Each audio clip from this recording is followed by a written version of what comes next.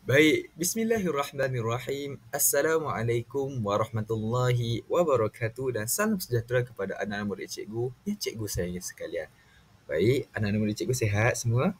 Alhamdulillah, harap semuanya dalam keadaan yang sihat belaka. Orang kata apa, supaya kita boleh terus belajar dan terus belajar. InsyaAllah untuk mencapai kejayaan. Baik, tanpa merengahkan masa lagi, cikgu akan terus ke orang kata apa, sesi pembelajaran kita pada hari ini, iaitu mengenai topik 8 pengurusan data dalam subtopik bina piktograf dan carta palang. Baik, murid-murid sekalian, tanpa melengahkan masa lagi, cikgu akan beranjak ke next slide untuk sesi pembelajaran kita yang seterusnya. Baik, murid-murid sekalian, ini ialah gambar piktograf dan carta palang. Okey murid-murid cuba fahamkan dulu, murid-murid cuba tengok dulu. Kenapa, apa beza piktograf dan carta palang? Ada banyak beza sebenarnya. Carta palang ni kalau nampak dia macam ada blok yang semakin meninggi ataupun semakin memanjang. Itu yang dikatakan sebagai carta palang. Okey, piktograf ni macam mana pula cikgu? Piktograf ni yang selalunya ada gambar tu. Kau nak murid-murid nampak tak tu yang ada segitiga. Lepas tu bawah tu ada segitiga mewakili 20 murid apa tu kan. Okey.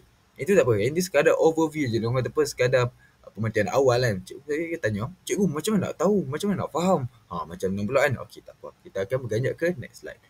Okey, cikgu, macam mana nak faham piktograf ni? Okey, tak apa, sabar. Cikgu dah tulis dah step by step. Okey, kita beranjak satu-satu Okey, piktograf. Okey, kita tengok maklumat yang pertama ataupun step yang pertama, cikgu dah tulis kat bawah tu. Yang pertama, nombor 1, lihat dan faham maklumat yang diberi.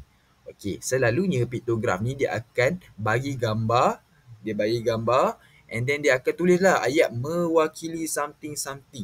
Contohlah kan. So berdasarkan contoh piktograf yang cikgu letak kat sini, gambar yang diberi ialah gambar segitiga. Okey, patut ayat dia apa? Satu segitiga tu mewakili 20 murid. Jadi itulah maklumat yang kita kena faham terlebih dahulu dalam piktograf. Dan yang kedua, barulah kita boleh beranjak ke step yang seterusnya, iaitu tafsir maklumat, jadual atau piktograf. Kenapa cikgu kata jadual atau piktograf? Sebab piktograf tu semua tu piktograf. Tapi jadual dalam table tu, dalam kata apa, petak tu dipanggil jadual. Okey, jadi berdasarkan bila kita dah faham ayat yang bawah, kita boleh tafsir ayat yang kat atas. Okey, sebagai contohnya cikgu letak tahun 3. Dia ada berapa segitiga?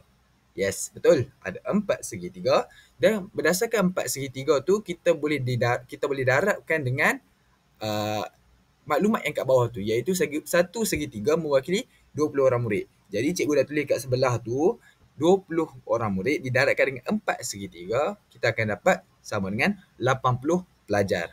Gitu. So samalah stepnya dengan tahun 4, tahun 5 dan juga tahun 6. Okey. Lepas tu jumlah pelajar pun cikgu sengaja nak letak supaya kita sentiasa refresh. Macam mana cikgu dapat tambah 80, tambah 60, tambah 100, tambah 120 tu kan? Macam mana? Nanti balik try buat balik bentuk lazim. Betul tak cikgu buat benda tu? Kalau salah, nanti tegur cikgu Nanti komen di ruang section.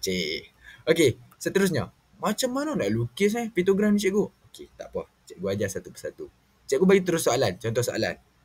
Okey, ni contoh koleksi Beyblade. Ampun confirm main Beyblade ni kan. Tipu ampun tak main. Okey, daripada jadual di atas, minta pelajar untuk melukis piktograf. Baik, kita beralih satu persatu. Macam mana kita nak lukis piktograf ni kan? Okey. Yang pertama sekali, lukis 2 lajur dan 4 baris petak. Okey, lajur ke bawah. Ni baris sini. Gitu. Sebab tu ada 4 baris. Hakim, Ben, Chin dan Don. Gitu. Cikgu, macam mana kalau dia ramai, kalau dia 8 orang apa? Tak ada masalah. Just lukis 8 baris. Tak. Abu, Amin, Hakim, gitu. Tulis je. Tak ada masalah. So, berdasarkan soalan ni, dia ada 4 orang je nama. So, kita tulis 4 je baris. Macam tu. Okay. Lepas kita dah label semua tu, kita buat step yang kedua. Tentukan petunjuk bagi piktograf. Contohnya yang diberi ialah satu bulatan mewakili 2 biji Beyblade. Cikgu, kenapa 2 biji Beyblade? Kenapa bukan 4? Tak ada masalah. Itu berdasarkan kreativiti kita, berdasarkan soalan juga. Contoh soalan Okay. Jadi, ini yang kata inisiatif cikgu. Cikgu nak jadikan satu bulat tu mewakili 2 Beyblade. Kenapa 2 cikgu? Sebab kalau kita tengokkan data, Hakim 12, Ben 10, Chin 14 dan Don 12. Kalau kita tengok ni kan, semuanya ataupun nombor yang ada dalam sifir 2 kan. Jadi mudah untuk cikgu lukis mewakili satu bulat tu 2 biji bola. Gitu. Okey, soalan seterusnya, orang kata apa, step yang seterusnya ialah tulis simbol di lajur kanan. Kan kita dah buat tadi kan, dua lajur, 4 baris kan. So, tulis simbol di lajur kanan. Lepas tu yang kedua ialah tulis petunjuk dan tajuk. Okey, petunjuk ni apa, anak murid cikgu sekalian? Apa ni petunjuk?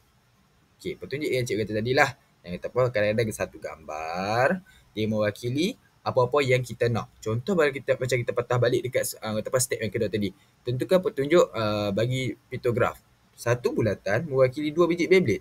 Jadi, kita ambil nilai 12 bagi 2 sama dengan 6. 6 apa tu murid-murid? 6 bulatan.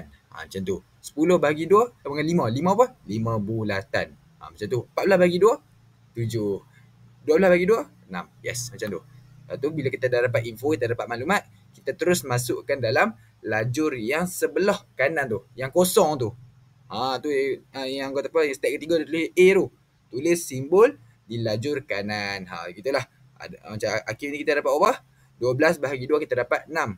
So kat sini kita akan dapat 1, 2, 3, 4, 5, 6 bulatan. Macam tu.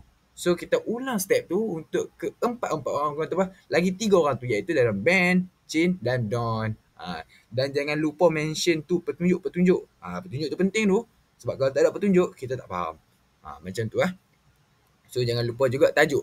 Koleksi Beyblade bagi 4 orang. Cikgu, macam mana nak dapatkan tajuk cikgu? Try tengok kat jadual soalan yang atas cikgu bagi tu. Cikgu letak tu. Nampak tak atas sekali dia bagi tajuk koleksi Beyblade tu? Itulah tajuk. Cikgu, tak apa ke bagi 4 orang tu tak ada cikgu? Tak ada masalah. Yang penting ada tajuk. Tajuk dia orang kata apa? Biar relevan dan juga synchronize. Orang kata apa? Ada kesinambungan dia. Okey, baik. Okay, kat sini cikgu dah sediakan QR code. Atau apa, kalau hampa semua, kalau murid sekalian macam kurang lagi faham, macam cikgu, kami nak latihan cikgu, kami nak latihan. Cikgu dah sediakan QR code untuk kita semua, untuk hampa semua. Okey, silakan. Okey, seterusnya kita akan bergerak ke carta palang. Okey, cikgu macam mana pula nak faham carta palang ni cikgu kan? Okey, tak apa cikgu ajar satu-satu. Okey, yang pertama sekali try tengok cikgu kata apa tu. Lihat dan faham maklumat yang diberi. Jadi sama dah macam tadi kan. Apa-apa nak baca, apa-apa kita nak faham, kita kena lah tengok, hati dulu kan. Maklumat yang diberi dulu. So berdasarkan maklumat yang diberi tu baru kita tengok. Pak sini dia bagi nilai wang. Pak sini dia bagi nilai, orang kata apa, dia bagi value hari. Contoh macam tu kan. So step yang kedua apa kita kena buat cikgu? Kita nampak tu cikgu tulis tu. Fokus dengan teliti untuk mendapatkan bacaan. Macam tu lah. So macam yang kita tengok, ayat Ahad tu warna kelabu bawah sekali tu. Ahad tu kita dapat RM4. Cikgu macam mana tahu kata RM4? Nampak tak yang ke bawah, Pak C bawah tu dia tulis nilai wang dalam kurungan RM. RM tu apa guys? RM tu adalah ringgit Malaysia, murid-murid sekalian. Baik. Itu orang kata apa, berlanjutan lah sampai Ahad RM4, Isnin RM3. Make sure baca betul-betul. Kalau kadang-kadang kita macam keliru ataupun kita macam tak nampak, hampa letak je baris kat orang kata apa, kat hujung-hujung tu. Hampa letak baris, insya-Allah hampa akan dapat nilai tepat. InsyaAllah Okey, macam tu lah. Selasa RM5, Rabu RM6 dan Khamis RM3. Okey, cikgu, macam mana pula nak lukis okey, tak apa cikgu banyak. Satu persatu Okey, ni contoh soalan. Cikgu, awak soalan macam sama je macam tadi. Yes, cikgu ambil soalan yang sama tapi cuba cikgu tukar sikit lah. Daripada jadual di atas, diminta pelajar untuk melukis carta palang. Okey, nampak tak guys? Nampak tak murid-murid sekalian? Berdasarkan apa-apa maklumat sekalipun, kita boleh convert satu maklumat tu ke orang kata apa, alternative method ataupun orang kata apa, ke bentuk yang lebih mudah untuk kita baca. Sebab tu kata apa, pentingnya belajar carta palang, piktograf ni sebab ni lah. Sebab kita nak fahamkan satu maklumat tu dengan lebih mudah dan bukan dalam bentuk ayat yang panjang. Kadang-kadang Hakim mempunyai 12 biji Beyblade, Ben mempunyai 10 biji Beyblade, Chin panjang. Kadang-kadang kita sabuk kepala. Jadi kadang-kadang menggunakan alternative method ataupun carta palang ataupun piktograf ni, kita akan lebih memahami data tu dengan lebih cepat dan relevan lah orang cakap. So macam mana kita nak lukis carta palang? Baik, cikgu dah tulis step kat situ. Soalan pun cikgu dah letak atas tu. Kalau hampa tak nampak kan, cikgu dah hampa tak mau back. Tu cikgu dah letak kat situ. So yang pertama sekali, lukis Pak Si mengufuk dan Pak Si mencancang. Ni cancang kat atas, mengufuk yang melintang ni. So yang kedua adalah pada paksi mengufuk, tulis nama. Okey. Sebab apa kita tulis nama? Yalah, itu orang kata apa, kita nak mewakilkan depa. Siapa lagi nak kat bawah tu kan? Okey, tak apa, kita tulis nama dulu. Hakim, Ben, Chin dan Don. Dan pada paksi mencancang, tandakan senggatan dan labelkan nilai yang sesuai untuk mewakili bilangan Beyblade. Macam cikgu kata tadi, tak ada masalah pun anda kata kita nak tulis. Carta palang ni nak tulis 1, 2, 3, 4, 5, 6, 7, 8, 9, 10 sampailah berapa 100 pun kan. Tak ada masalah. Tapi murid-murid sekalian, apa yang menjadikan dekat graf tu dia tulis 202, 4, 6, 8? Kenapa? Yes, betul. Sebab dia kata boleh kan, kalau ni kan 1, 2, 3 ni. Andai kata kalau dia buat 1, 2, 3 tu, mungkin graf dia akan meninggi sangat. Meninggi. Jadi, dia buat senggatan yang sama. Yang kata apa, sejajar, yang selari, iaitu 2. Untuk kita dapatkan graf tu dia mungkin pendek sikit. Benar kata apa, kadang-kadang kan dalam satu A4 paper ataupun kertas kosong kan. Kertas kosong kan kadang-kadang kita tak muat, kadang-kadang tak cukup ruang yang banyak.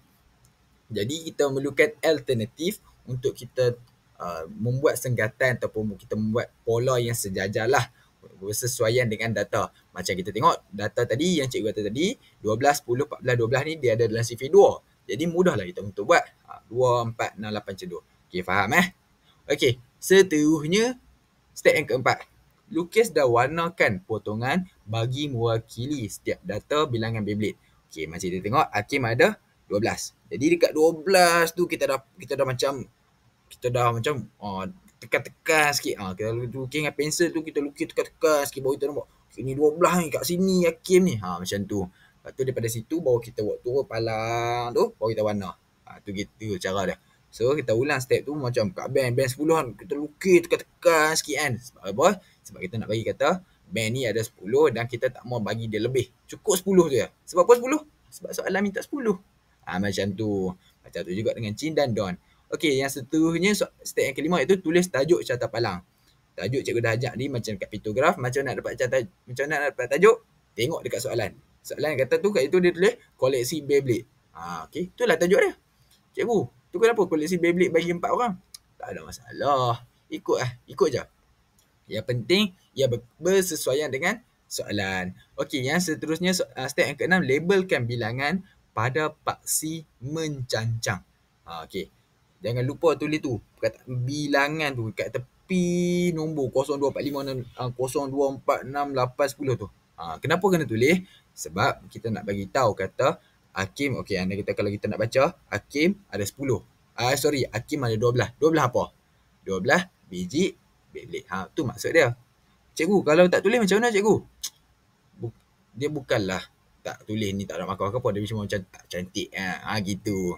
Lepas tu yang terakhir, labelkan nama pada paksi mengufuk. Okey, yang tu Hakim, Ben, Chin, Don tu bawah tu kita tulis nama. Sebab kita tulis nama? Sebab empat-empat tu adalah nama. Gitu. Okey, harap murid-murid semua jelas. InsyaAllah. Okey, baik. Terima kasih. Terima kasih atas perhatian murid-murid sekalian.